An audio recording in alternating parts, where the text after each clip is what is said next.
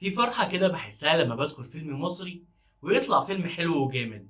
والفيلم ده فيلم مهم وحلو، والأهم إنه هيعيش. وبشكل شخصي ده من أهم أفلام السنة دي في السينما المصرية، ولسه هيعيش لسنين كتير جاية.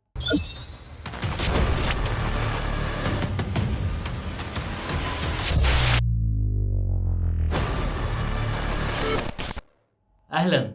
النهاردة هنتكلم عن فيلم فوي فوي فوي، لكن قبل أي كلام عن القصة فخليني أعرفكم بأبطال الفيلم. الفيلم من بطولة محمد فراج ونيلي كريم، وبيشاركهم البطولة طه دسوقي وأمجد الحجار وبيومي فؤاد.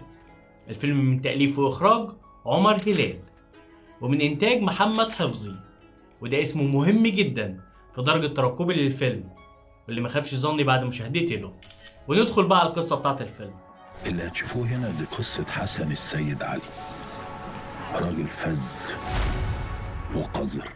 الفيلم بيتكلم عن حسن اللي بيشتغل حارس أمن، بس عنده حلم واحد مستعد يعمل أي حاجة علشان يوصله، وهو حلم السفر لأوروبا بشكل غير شرعي بقى أو بشكل شرعي مش فارقة. فبينضم بشكل فيه تحايل كبير لفريق كرة قدم للمكفوفين اللي على أعتاب لعب بطولة كأس العالم في أوروبا. وهنشوف طول الفيلم العقبات اللي بتقابله والمغامرات اللي هيدخل فيها مع كتير من الشخصيات. الفيلم ده وعلى لسان مخرجه بذات نفسه هو مش فيلم كوميدي، هو فيلم درامي كوميدي، والكوميديا بتاعته كمان هي بلاك كوميدي أو كوميديا سودا. وده نوع من الكوميديا اللي لو اتعملت صح بتعلم فعلا وبتفرق جدا معانا كجمهور. والفيلم فعلا درامي وتقيل، والكوميديا فيه مبنية من الأزمة اللي بيعيشها الجيل الحالي في إنه مش لاقي أي طريق يحقق بيه ذاته هنا في بلده، فبيقرر إنه يهاجر وبأي طريقة. انت في خط عريض طول الفيلم بتشوف فيه مشاكل حقيقية عايشاها الناس دلوقتي، وانا هنا بتكلم عن الناس اللي في المناطق الشعبية تحديدا، وازاي الحياة فرماهم بكل ما تحمل الكلمة من معنى. لكن مع كل ده انت هتكون قاعد مستمتع بالفيلم جدا، لان المخرج بجد مخرج شاطر. مع ان ده اول عمل يعمله ونشوفه في السينما، كان قادر يوزن الموضوع صح جدا. فكان وقت المشاهد الكوميدية مظبوط بجد، امتى المشهد يتحط وامتى يخلص. فحقيقي لازم اقول برافو للمؤلف والمخرج عمر هلال. وفعلا انا مبسوط اننا كسبنا مخرج شاطر زي عمر في الصناعة دي. الفيلم بالنسبة لي مقسوم لنصين. نص اول كان فيه تعريف بالشخصيات وابعادهم بالكامل، بيشتغلوا ايه بقى وايه مشاكلهم وايه احلامهم كمان.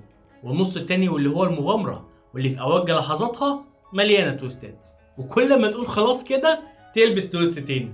والجميل انها كلها تويستات منطقية، وإن كانت التويست الخاصة بنيلي كريم يعني كان شويتين كده يعني، بس إجمالا فالتويستات دي كانت زي الريفريش اللي انت بتاخدها كل شوية عشان تخليك وانت بتتفرج في حالة ترقب مستمرة، وعاوز تشوف تصرف الشباب دي هيكون ازاي.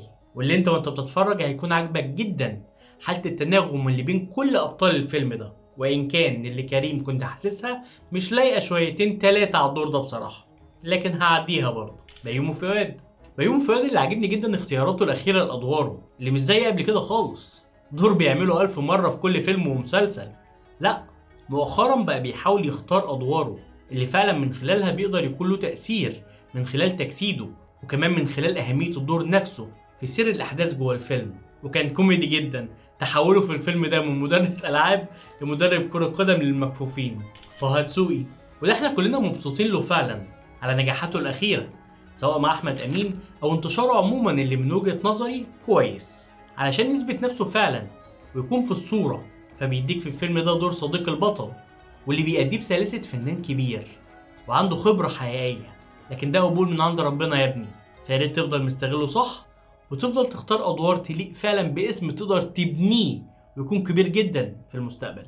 أمجد الحجار والباشا بقى، أنا من ساعة ما شفته في مسرحية مع سامح حسين وكان طالع فيها بدور دكتور، وانا دايما مستني اشوفه في اعمال اكتر وبتمنى له فعلا النجاح، لانه ممثل شاطر وكوميديان ذكي. وفي الفيلم ده فامجد بيكمل مثلث الصحاب الثلاثه اللي بيصارعوا مجتمع فارمهم بالكامل وبيحلموا سوا بالهروب منه، وكان اداؤه في الفيلم مظبوط جدا، فحقيقي برافو.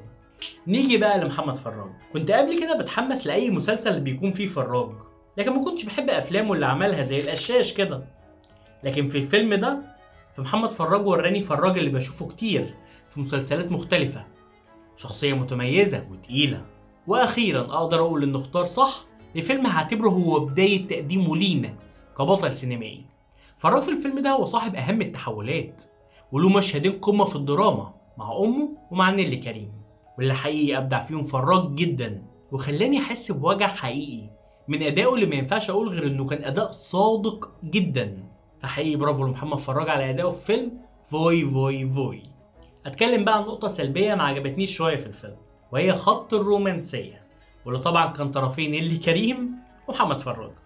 انا ما عجبنيش الموضوع ده خالص، خصوصا ان ما كنتش شايف اي دافع ان شخصية نيللي كريم تبدأ تشوف شخصية فراج في الفيلم بالشكل ده. فالجزء ده كان اوت بالنسبة لي، لكن الخط الكوميدي كان ممتاز. كل شخصية في الفيلم ليها لحظاتها الكوميدية اللي فعلا بتستغلها احسن استغلال، وقدروا يضحكوا الناس كلها في القاعة، وانا معهم بالتأكيد.